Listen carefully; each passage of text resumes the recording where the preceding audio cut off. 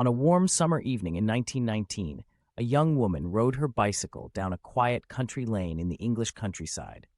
She was Bella Wright, a 21-year-old factory worker with bright eyes and ambitions of a simple, happy life. But before the sun dipped below the Leicestershire horizon, Bella Wright would be dead. Her murder was as strange as it was sinister, and the only clue left behind was a mysterious green bicycle. It was July 5, 1919. The First World War had ended months earlier, and villages across England were adjusting to life after chaos. Bella Wright had spent part of her day visiting her uncle in the small village of Gaulby, where laughter was exchanged and life felt normal. However, her planned ride back home to Stoughton would become the last cycle of her life. Accounts from that day describe Bella as cheerful and quiet, but witnesses also observed an unusual companion, a well-dressed man on a green bicycle. Who was he, and why was he riding alongside Bella? What seemed like a harmless interaction took a dark turn when later that evening, Bella's lifeless body was discovered near Little Stretton Lane. She lay in a pool of blood with her bicycle toppled nearby. A single gunshot wound pierced her face. The tranquility of the English countryside was shattered. The question on everyone's lips was the same: who killed Bella Wright? At first, the police had little to go on. Bella's personal belongings were undisturbed. There was no sign of a struggle or robbery. But one clue stood out above all else. Witnesses confirmed seeing Bella Wright with a man on a green bicycle earlier that day. The description was clear. He was tall, dressed neatly, and possessed an air of sophistication.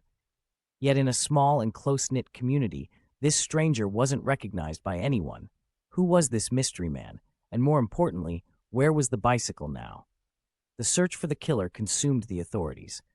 Over the coming weeks, detectives scoured Leicestershire villages for the elusive man, but he seemed to vanish into thin air. The murder stunned the public. Speculation ran wild. Was it someone jealous, a lover's quarrel, or was it a crime of opportunity committed by a drifter passing through?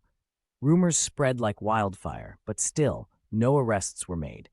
Then, months later, in February 1920, a breakthrough. A green bicycle dumped in the River Soar. The bicycle's serial number had been scratched off, but its unique color was unmistakable. Forensics was a primitive science in 1920, but investigators worked tirelessly to trace its origins. They enlisted the help of manufacturers and bike shops, combing through records of purchases and repairs. Finally, authorities uncovered a connection. The green bicycle led them to a man named Ronald Light, a former soldier and engineer. The evidence against him sparked a media frenzy.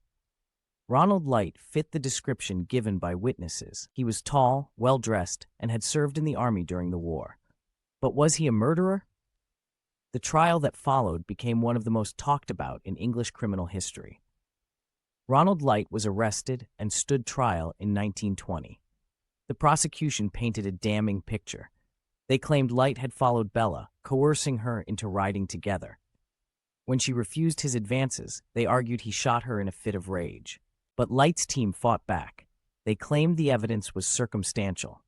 Light himself took the stand in his own defense, insisting he had nothing to do with Bella Wright's death. He admitted to owning the green bicycle and later dismantling it in a panic after learning of Bella's murder. But he swore he was innocent. Was Ronald Light the killer? The jury deliberated. Tension in the courtroom was palpable. Finally, after hours of waiting, the verdict came. Not guilty.